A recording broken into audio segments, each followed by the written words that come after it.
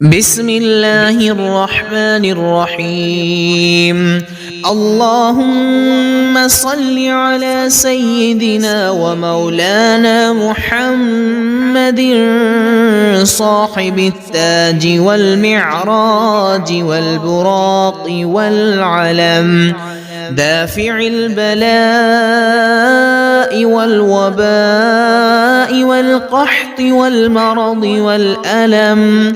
اسمه مكتوب مرفوع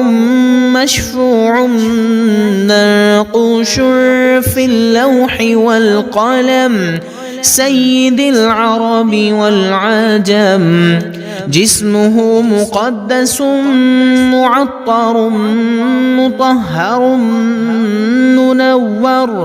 منور في البيت والحرم، شمس الضحى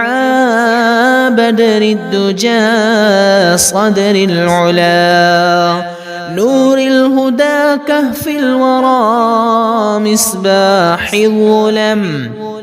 جميل الشيم شفيع الأمم، صاحب الجود والكرم، والله عاصمه وجبريل خادمه، والبراق مركبه والمعراج سفره، وسدرة المنتهى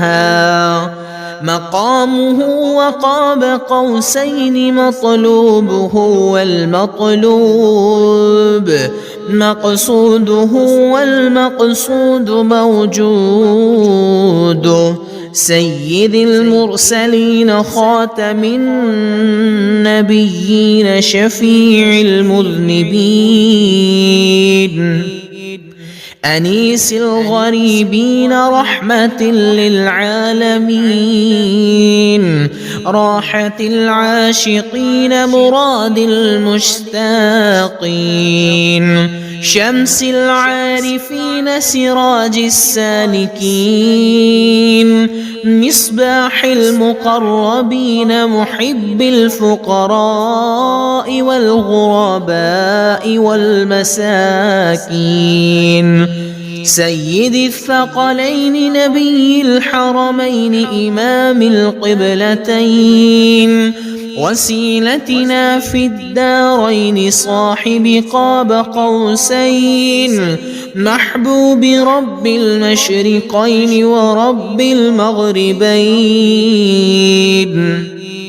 جد الحسن والحسين مولانا ومولى الثقلين أبي القاسم محمد بن عبد الله، نور من نور الله، يا أيها المشتاقون بنور جماله، صلوا عليه وآله وأصحابه وسلموا تسليما.